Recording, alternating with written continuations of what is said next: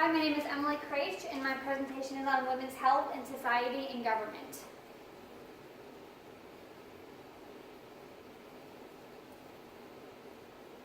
So a little bit of background about what I'm going to be going over. Really, I'm just going over the Trump administration and the government as of 2016 to present, and that's kind of a more conservative Republican majority government. And I'm going to be talking about the growing feminist social movements of 2016-2017 to present, as well as the November congressional elections and what kind of implications it has for women's health and abortion.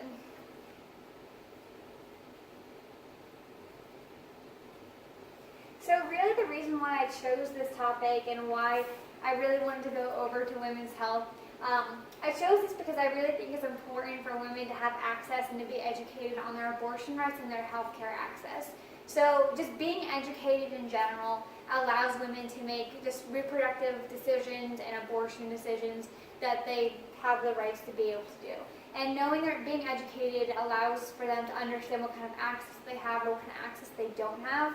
And this kind of combination of access and education allows women to sort of promote activism and promote change within their local communities as well as statewide and federally as well.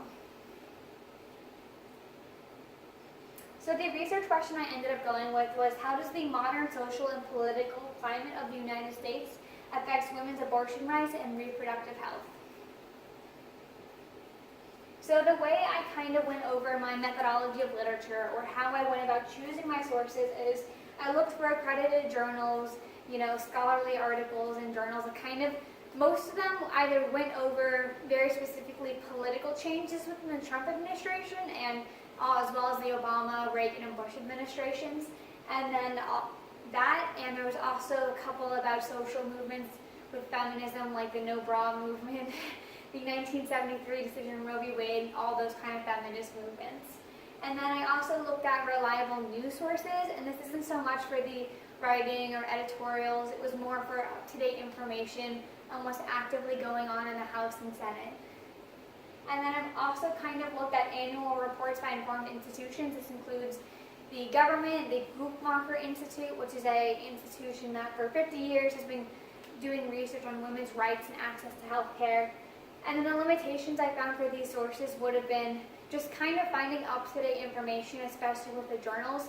Oftentimes they're not updated about the most recent change or development. And then also finding politically neutral studies is a little bit of a problem as well. So these were my findings on how the government treats women's health. So this is a quote, and I'm going to read it right now. And I truly do believe if all of us do all that we can, that we will once again, in our time, restore the sanctity of life to the center of American law.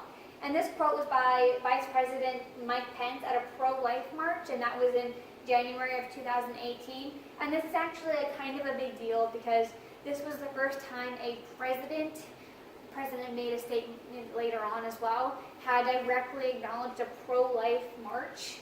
And really what this means is it's just sort of showing the behavior of the government and the Trump administration and how they are going to actively treat women and treat their abortion rights access. So this is more statistics from the Guttmacher Institute. As of June 1st, 2018, there have been 1,327 provisions to women's health care introduced in June 1st of 2018 alone. And of that, 75 provisions enacted that improve women's health care access in 2018, and there are 21 abortion restrictions enacted in 2018. So a little bit more information about this, especially with the Supreme Court nominations. There was a newly elected Supreme Court, and there's a newly nominated Supreme Court, and both of these are conservative, appointed by the Trump administration. So what this really means and what this is ultimately going to mean is that we're going to see an increasingly conservative government now and in the future, especially with the Supreme Court being more conservative. So with Roe v. Wade, all these conservative political groups are trying to basically pass laws and regulations aimed at overturning Roe v. Wade. So as of right now, if Roe v. Wade were to be overturned, an estimated 22 states would ban abortion. and 4 states, which are known as trigger law states, would immediately ban abortion.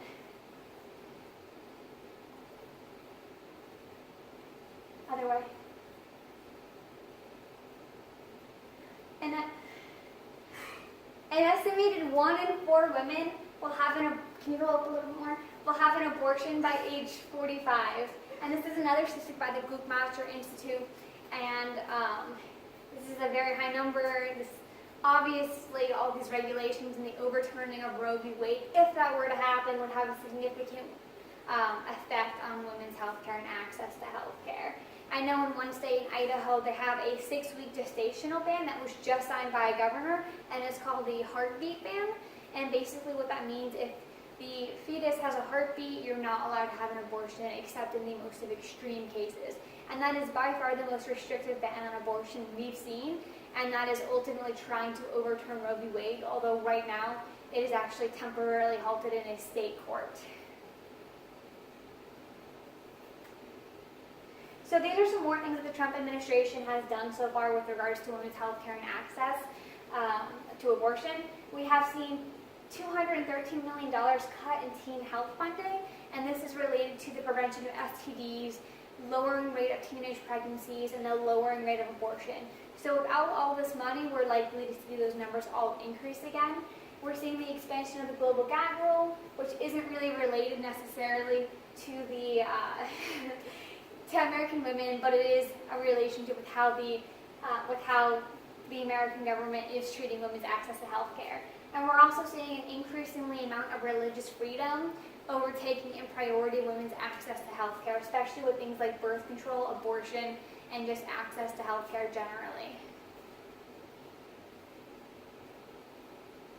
So now I'm going to be talking about my findings in how society influences women's health. Okay, so this is an image of the 2017 Women's March, and this was very significant because on this day alone, an estimated 3.3 to 4.6 million people marched, and this is the largest mass protest in U.S. history, which is very significant. And actually, of the past 10 largest mass protests in American history, 4 have been under the Trump administration, and a good portion of those were all women's marches, or marches for women's equality. And all of these current political movements do something that those of their predecessors haven't done in the past, which is promoting intersectional feminism, which is feminism not only for white women, which is kind of what it's been in the past, but also for minorities and people of color. And this is just very significant because all these access to health care and abortion rights disproportionately affect minorities and people of color. So this is the Me Too movement. It's a movement for survivors of sexual assault. We have the Women's March movement. We have another Women's March movement logo, which is promoting intersectional feminism. The He or She campaign, Stand with Planned Parenthood, and The Handmaidens, Margaret Atwood's, which is about a book about dystopian where women have lost their rights. We've seen that becoming increasingly popular. And we have Wonder Woman and the Time's Up movement, which is where we really see Hollywood promoting feminism and intersectional feminism. And this is a poll that's done recently that just came out within the past month or so. And this is the population tested saying, would you like to see the Supreme Court decision on Roe v. Wade overturned or not? And an estimated 67% of the population would not like to see it overturned. So basically what we're seeing here is a disparity between a right conservative leaning government and a left liberal feminist sided society. So what does this mean when we have a left society and a right government? Where ultimately we're going to see people in the society trying out running for office and trying to change the political landscape through activism and running for office. So in the future, I think what kind of implications we're going to see for this, we're going to see a growing number of feminist movements across the country, and seeing an increasing number of women running for office, and a shifting political landscape that may favor women's health in 2018, overturning a conservative government now. So already, what kind of numbers have we seen, or what kind of concrete implications can we recognize? Well, women are actually breaking records by running for office in 2018. So we're seeing 309 women filed for U.S. House, breaking 2012's record of 298. We see Emily's List, which is a super PAC aimed at getting women into office, seeing 34,000 women interested in running for office in 2018, compared with about 920 in the 2016 campaign. And more than 40% of Democrat nominees for the 2018 election are women. So we're seeing increasingly this is a left liberal-leaning society running for office to change the political landscape.